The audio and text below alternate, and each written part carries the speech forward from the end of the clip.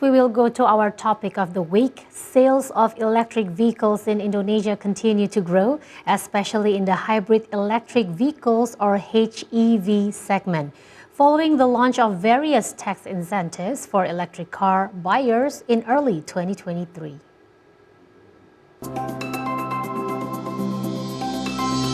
Based on data from the Association of Indonesian Automotive Manufacturers or GAIKINDO, hybrid car sales throughout 2023 reached a total of 54,179 cars, an increase of more than 5-fold from 10,344 cars in 2022.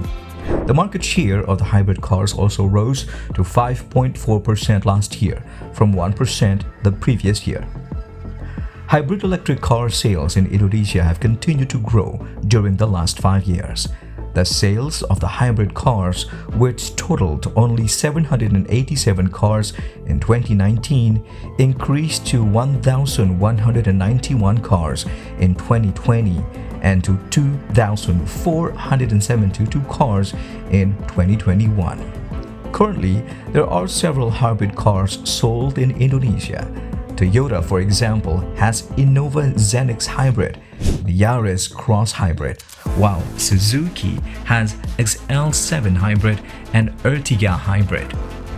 Meanwhile, sales of battery electric vehicles or BEV also experienced quite high growth, but not as much as hybrid cars. Throughout 2023, electric vehicle sales were recorded at 17,051 cars, an increase of 65% from 10,327 cars in 2022. The market share of the electric cars also rose to 1.7% from 1% the previous year. The revival of electric cars was seen in 2022, during which the sales increased by about 15-fold to 10,327 cars from 687 cars in the previous year.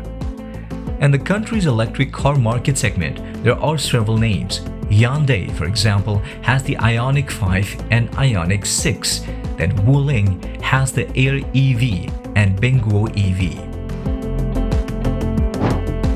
Indonesia has provided a subsidy of 80 million rupiah or about $5,115 for the purchase of an electric car, while a hybrid car buyer can get 40 million rupiah worth of subsidy.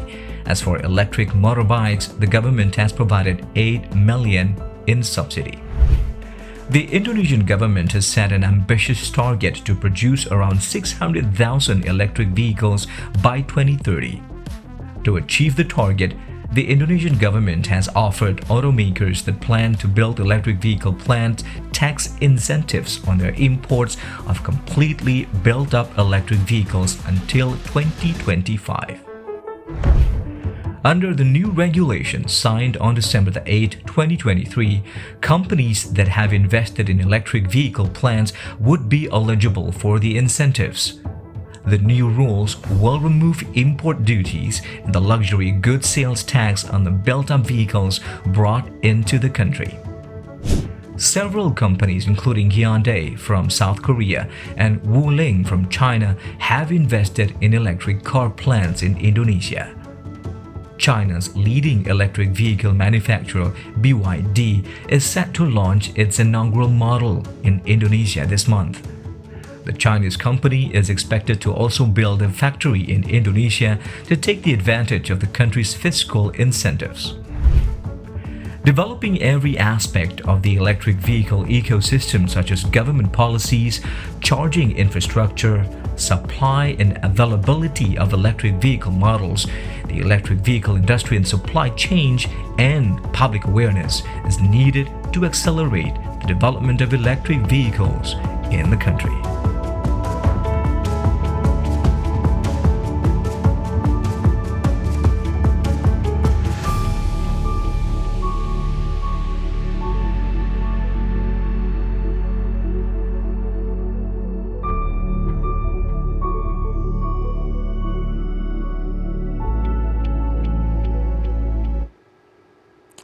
It's time to see into the future and talk about electric vehicles. Now, electric vehicle sales have grown exponentially in recent years, with increases in range, performances, and models amid the government's serious commitment to further expand the electric vehicle ecosystem.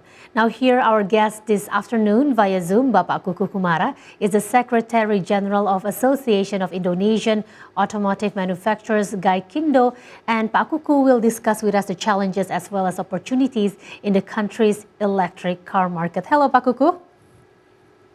Hello, good afternoon. Thanks for having me in this session. Thank you so much for being here talking about electric vehicles again with us.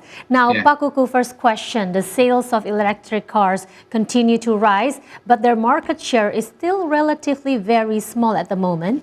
Can you please describe to us the sales trend for the electric cars last year, both for the hybrid as well as for the battery electric vehicles? Yes, exactly. That you notice that the sales of the electric vehicles has been increased, as a clear statement from the news previously.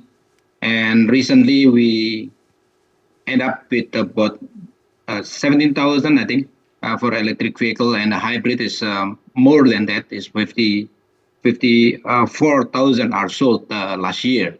So the reason that increased, this is an alternative for most of the Indonesian people, and this is one of the way toward net zero emission as the target of the government. We try to reduce the emission, and the ultimate goal is to reach the net zero emission by 2060. And the electric vehicles is one alternative. It's not the only one, but this is a good alternative because we have the resources, we have the raw material, and it's continued to grow. And as you can see also the data, electric vehicles and also hybrid. And not to forget that we also have the alternative, the combustion engine, the internal combustion engine also utilize the ethanol 5%.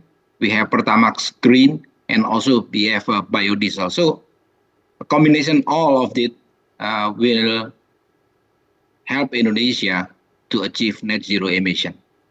Well, Pak Kuku, together with the government, we are all encouraging Indonesian to move into getting these electric vehicles. And even visually here in Jakarta, we can see there are more and more electric vehicles operating, and the sales have been rising, as you have said just now. Can you please explain to us then what are the prospects for electric vehicles this year? Yes, the prospect is quite promising for the futures, because this is one of the alternative. And you can see that different utilization of the electric vehicle can be implemented in Indonesia. If right now we started from the big city, you can see the number of the vehicles mostly are electric vehicle are used for the city car. And it's quite simple because they can use this from home to office, from home to the shopping and so on. So the data has been showed that very rapidly increase population.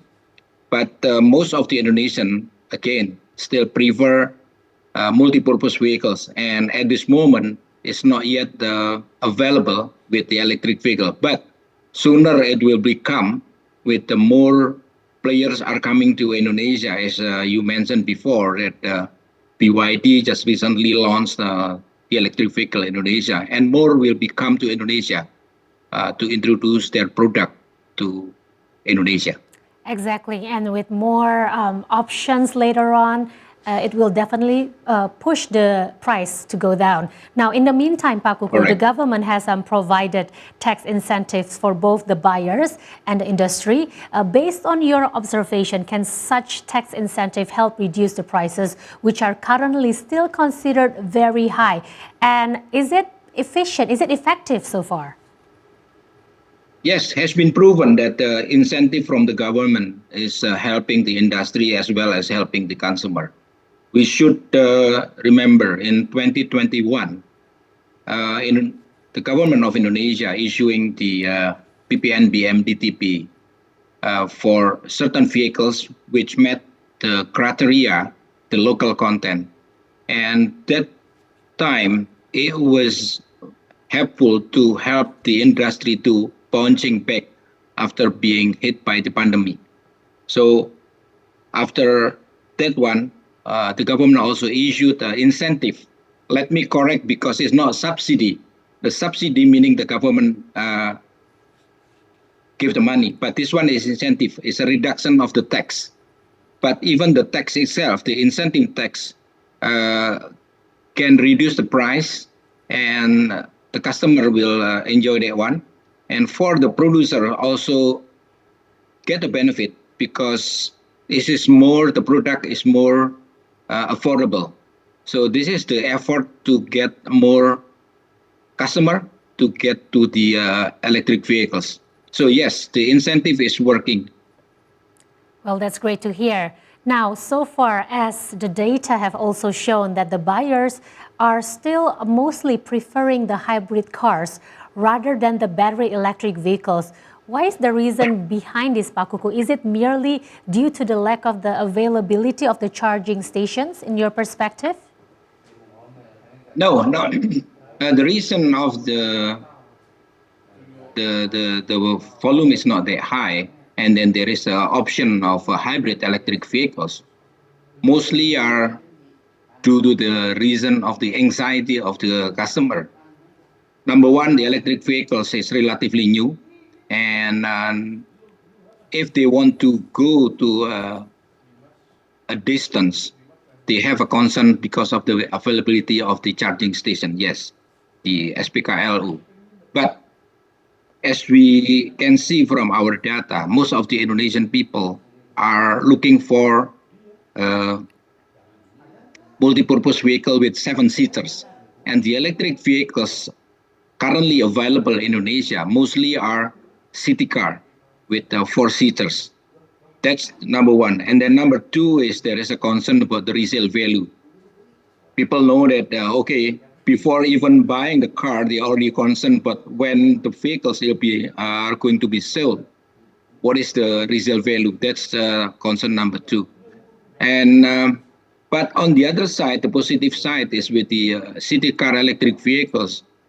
Basically, they don't need that much the charging station, public charging station, because if they use as a city car from home to office, they can recharge the battery during the evening time and then go to the office. And if the office is providing the facility, they can also charge the vehicles at the office. And one charging, I think, can last for a couple of days or even week. Unlike the gasoline engine, when you have the gasoline engine, you cannot fill the fuel at home. But for the electric vehicles, you can recharging at home. So this is a matter of time with the availability of variant of the vehicles, then people might change over time. Exactly, and it does take time to change the mindset of Yes. people and the readiness of people to move completely to electric vehicles. Now, still on the topic of charging station, Pak Kuku, do you think that the development of the ecosystem, the current ecosystem for electric cars, such as the charging station, as well as the after-sales services, has progressed well in Indonesia, and if it has met the consumers' expectations so far? Yeah, I think I don't want to limit the ecosystem industry of the electric vehicles only for the charging station. The ecosystem of the electric industry is far beyond that one, because we have to think about the producing the component for the electric, specifically for electric vehicles. So from the battery, there are about 3 main components of the electric vehicles. The rest of the vehicle itself, the component can be produced in Indonesia already.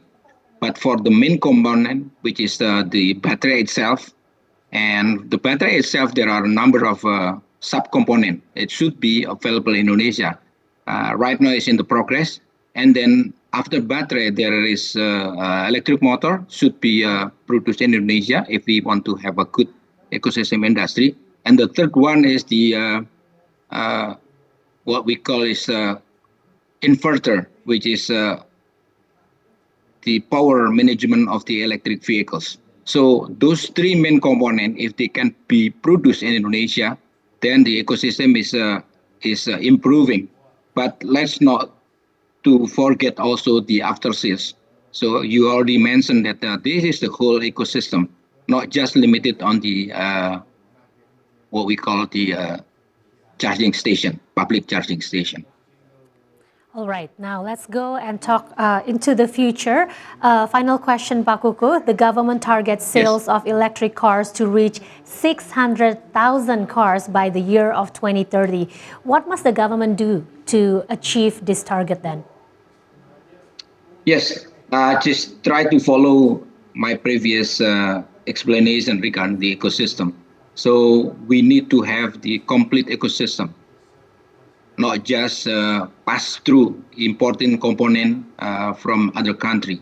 So we should build the ecosystem industry of the electric vehicle in Indonesia, because everybody understand that we have the raw material for the battery, the main component of the electric vehicles. But all the players, the component makers, should not only rely on the supplying the manufacturer in Indonesia. They also need to be global players. And at the same time also that some of the vehicles producers are not only looking for the Indonesian market, they have to play a global. Once the ecosystem of the automotive industry, electric vehicles are global players, then the economic scale of the producing the vehicle in Indonesia is good. It's not only relying the domestic market, even though that the domestic market of the vehicles in Indonesia, four-wheelers mostly, are the largest in the ASEAN. But we should be playing as a global players. That's with that one, I think the target for 600,000 vehicles in 2030 probably it can be reached. That's what we think right now. Very well. That's a very nice summary about electric vehicles growth in Indonesia. Thank you so much, Bapak Kuku Kumara, the Secretary General of GAIKINDO, and we'll see you again at the next chat. Thank you so much. Thank you. You're welcome.